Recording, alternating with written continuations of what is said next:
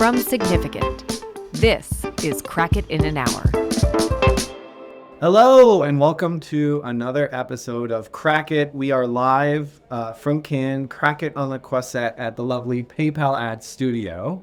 I'm Simon. I'm Jessie. I'm Roman. And today we have another wonderful guest. Hi, I am Maria. I am the CSO at 72andSunny for international offices, which are Amsterdam, Singapore, and Sydney. But most of all, and most importantly, I'm Roma's friend. She's here in the shade for 30 minutes. I know. Okay, I'm excited because, and I hope I'm not going to offend anyone. We have on the pod today what I consider to be the two best strategists of our generation in our business. And so I'm very, very excited about that. So now.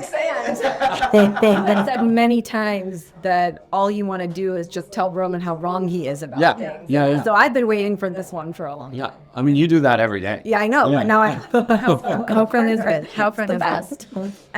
It's okay. Friendly. I woke up this morning and I was like, how can I prove to everyone he's so wrong? And then I thought, what is terrible is I actually love this man, and I might actually spend time showing what he does right. Don't do that. Don't do that. Let's not pump his tires. I don't know. I might have to walk out. Look, I know she was.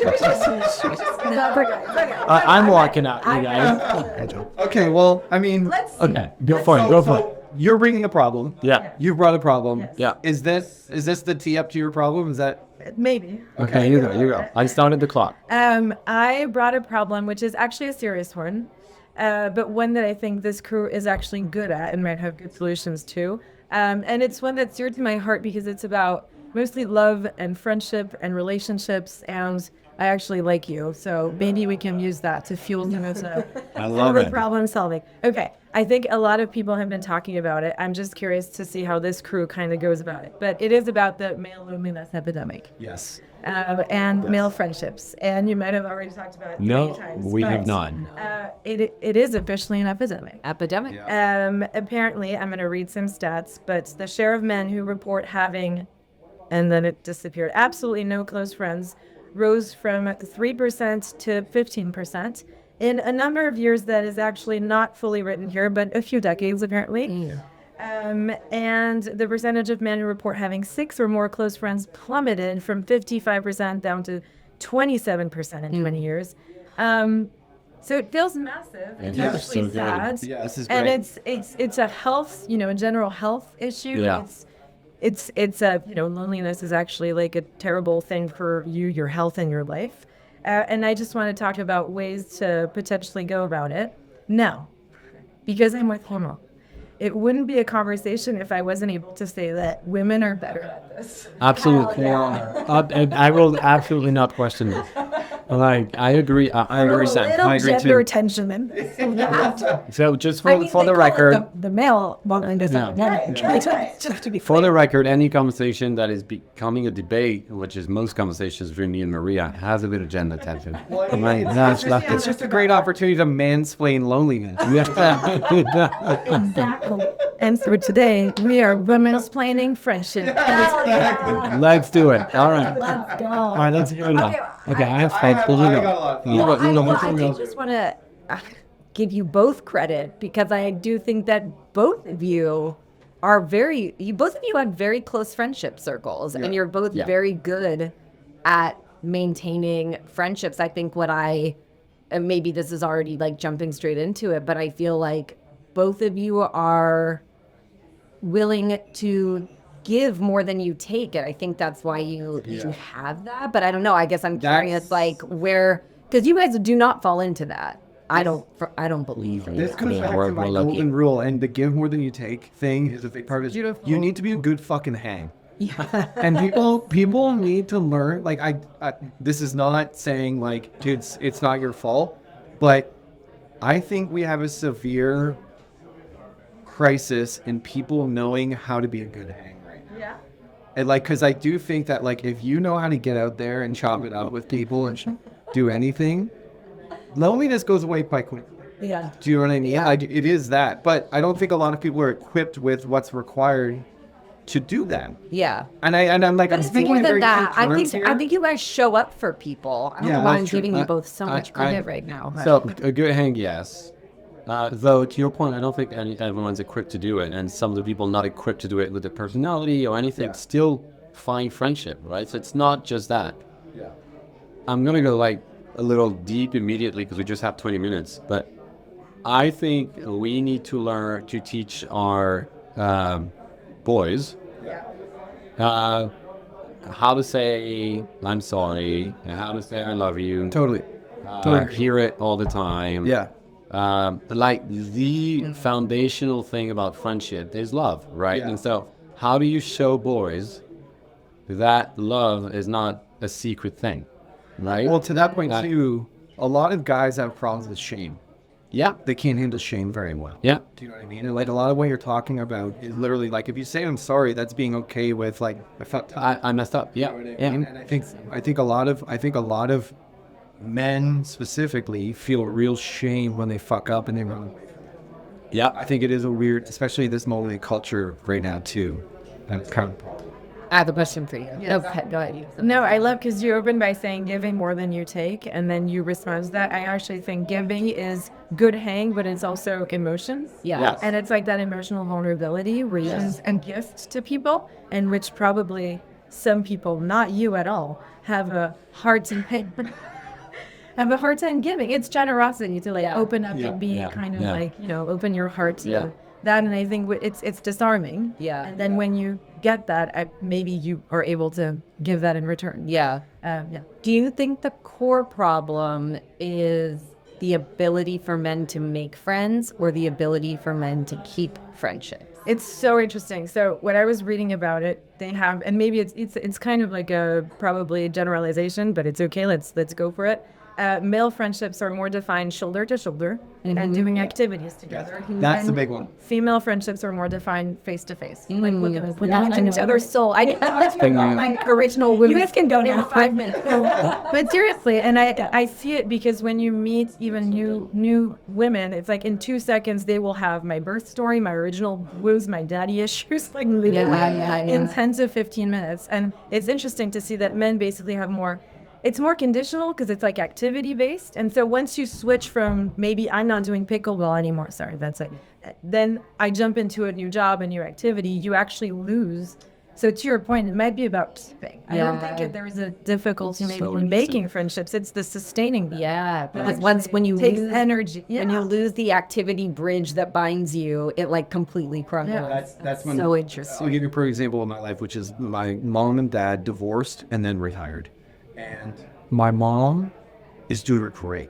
Like she has all these activities, all these friends. Like she's always going out to see people at cottages, hang out, sleep over at other people's places that are like a 2-hour drive away. All of my dad's friendships, he realized in hindsight, were defined by his career. So like they were essentially clients who were also friends and things like that. And like now he's like, I mean, I don't think he's listened, but he has a tough time hanging out with people. Like he doesn't have any people in his life. He doesn't have any exactly what you got. Yeah. Because if you remove kind of like the reason. the reason, Yeah. then what's left of that versus when you have shared so much about your personal challenges, emotions, or joys, by the way, because it's also about that. Yeah. Then I think you've built a glue that kind of sticks beyond the. I just don't know how you get men to do that. Okay, yeah, I was gonna do. I would talk about like the reasons I think for 3 hours, because there's so much to unpack. I think it's so good. But do we want to try and crack it? Or do we want? Well, like I mean, like my first thing is like this is literally attached to like what was that book that came out 20 years ago about like was it a bowling ball or something like that? And that was literally just about how like when you start to lose all these sort of like communal activities, society disappears and it causes all these other things. Yeah. I think it's a lot connected to that. Do you know what I mean? Like churches, community centers, all of those sort of things. Those are great excuses for men to develop friendship over a shared activity. Do you know what I mean? Because I don't think they're ever going to teach a man to be more feminine in that way specifically. I think it's just the Like in the chemicals face-to-face, running like through Maria. our brain. Yeah. I do. But well, I think I don't know. Yeah, I think you could. Yeah. I think it's about cultural acceptance and cultural norms. I think because That's interesting. I don't know. I know many men, including myself, who were like with maturity have opened up a lot, like and had like accepted that. Oh, okay. Actually, it's a huge unlock to be listening and sharing more about your deep emotions, about yourself. People like you more. Hearing, understanding where people are coming from. So I think, how do you kind of make that not just about, when you reach 40, 50 years old, but like, and that's why I think I go back to, I know we have like, we're educating a total of 3 sons here in this room. And how do you go make sure that generation at 16, 20 years old, they feel okay doing it, right? Yeah. I was very lucky. One of my closest friends, he probably doesn't listen because he's a mofo, was like extremely vulnerable, very open about his feelings when we were like teenagers, right? And I was seeing him as like, oh, it's him again, like coming with his feelings and blah, blah, blah. And now, and obviously he was best friends with all our girlfriends, right? Best friend. And then fast forward 20 years later, I'm like, it means like, he found a way to get to their heart pretty quickly. And fast forward 20 years later, he'll recognize himself, and all our friends will recognize that. Fast forward 20 years later, I'm like, that's what we should all have been, right? To like, he was like mature ahead of us. Yeah. Right? Like trying to really get to the root of like what drives people and their emotions, and the share and the giving and taking. I feel like there's even extra. I don't know. Go.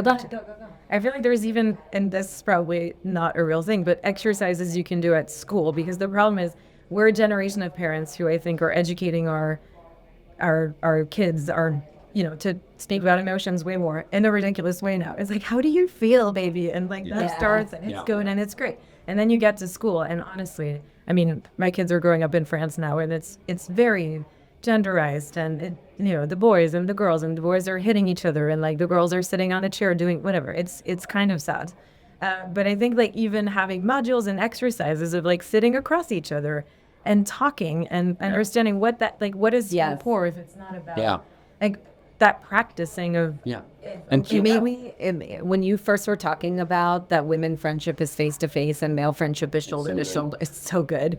And I had an image popped up in my head, and I don't know if anyone would be motivated to do it, but I thought, what if you opened a restaurant that was only for men? But because you need like Buffalo Wild Wings? Buffalo Wild Wings, where you can watch sports and share your feelings.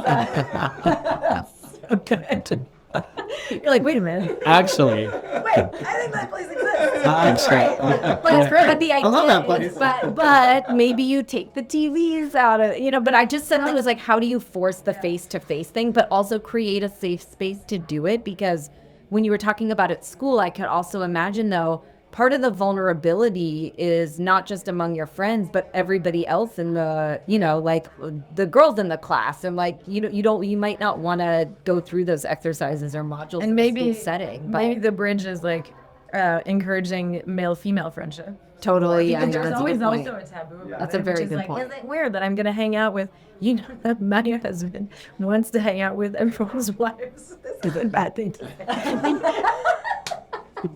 It's like,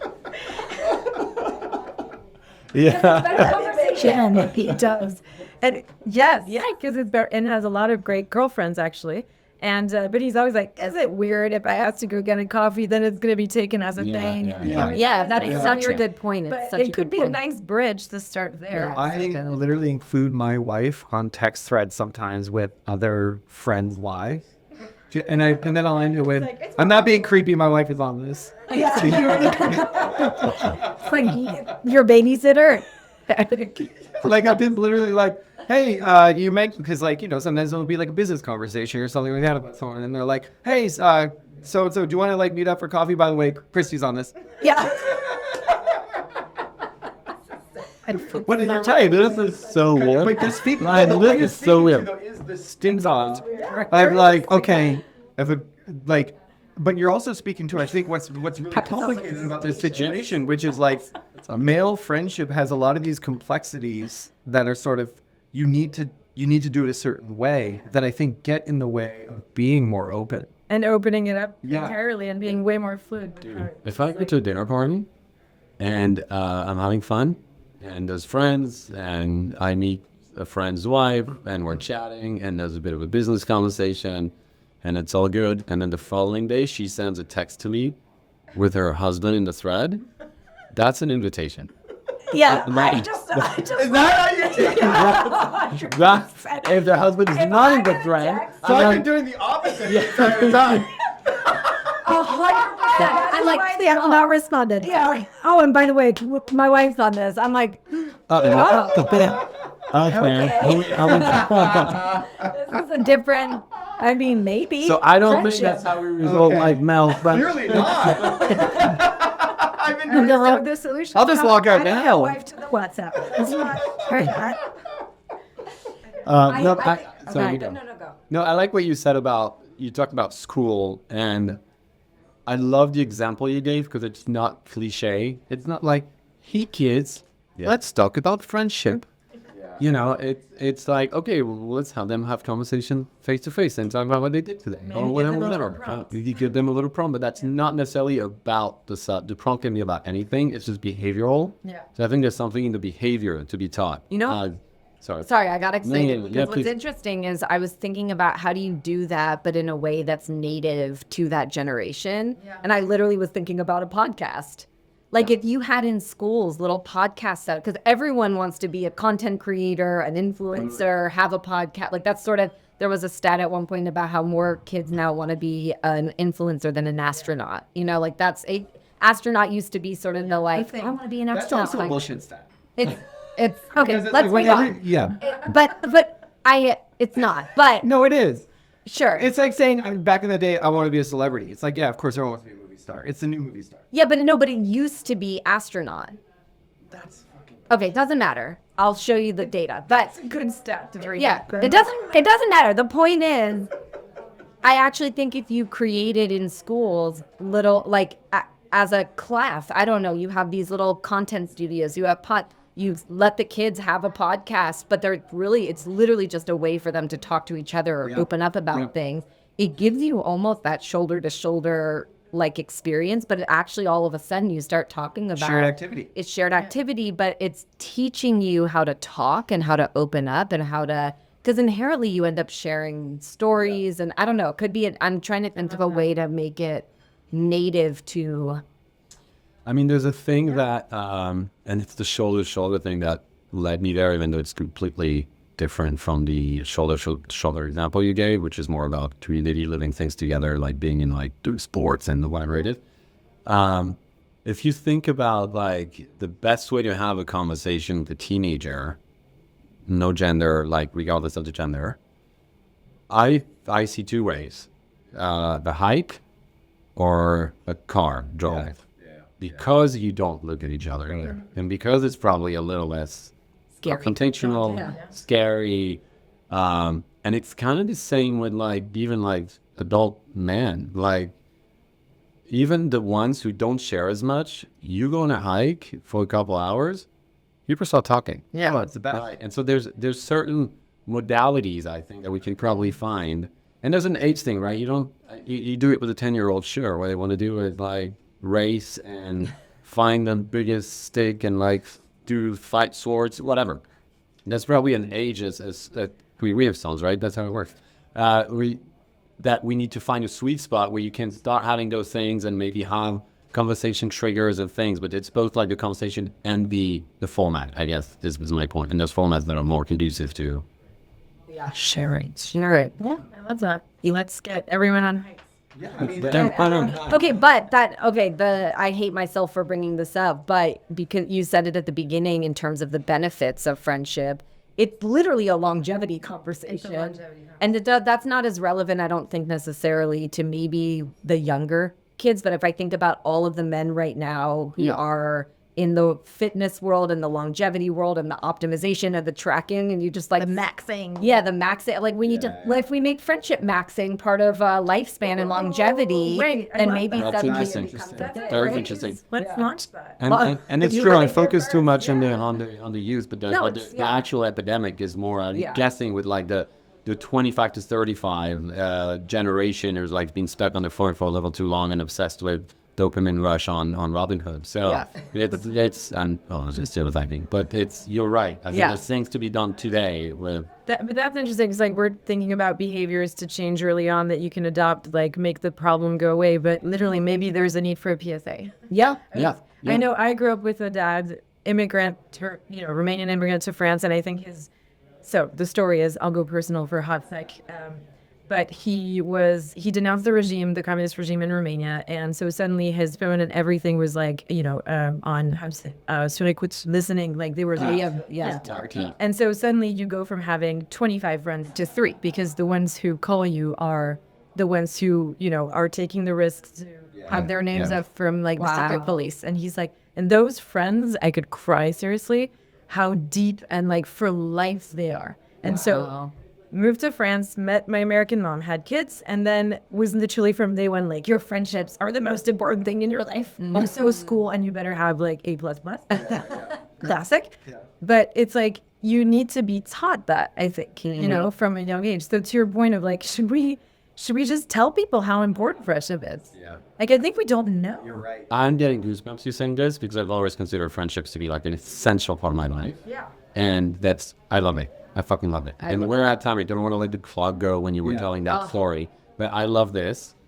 I'll stop here. I think it's In like, general, I actually think PSA should come back. In general. Is it like launching flyers from helicopters? Anything. Commercial, like PSA commercials. I just think we need to remind people things. Let's drop some plain friendship. Friendship. This is great. People forgot. I agree. Are you going to find a way to wrap this one out? I'm going to do it very short, which is you brought the problem of how do we solve the male loneliness epidemic and how rough it is right now. I think where we started was kind of starting from a very higher level, sort of like, let's see. We started from older sort of like adult loneliness, and then we realized, I think to some degree, the problem starts a lot earlier than that, and it's a lot more structural. We live in a society where fundamentally, I think men aren't taught the importance of friendship and how to do it correctly. So I think that was mostly the conversation. It's a great wrap up. I'm hearing Briz, I was like trying to wrap up what you were wrapping up in my head, and I'm like, Roman, did we crack it? Absolutely not.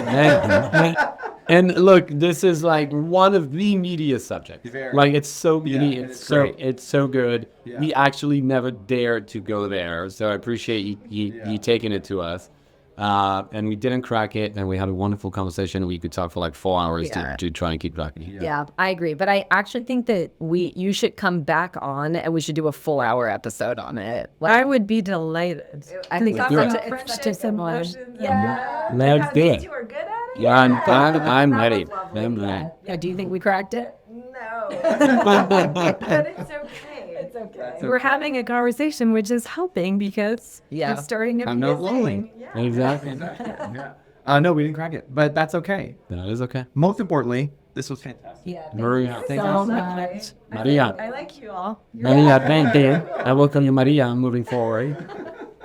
And thank you for joining. Thanks for having me. Amazing. Thank you. And thank you for listening or watching, and see you next time. Thank you. Bye. Thank you for listening to another episode of Crack It in an Hour. If you like the show, please don't forget to rate, review, and subscribe wherever you listen. If you have questions, thoughts, or feedback, shoot us an email at hello@crackitpodcast.com or on Instagram @crackitpodcast.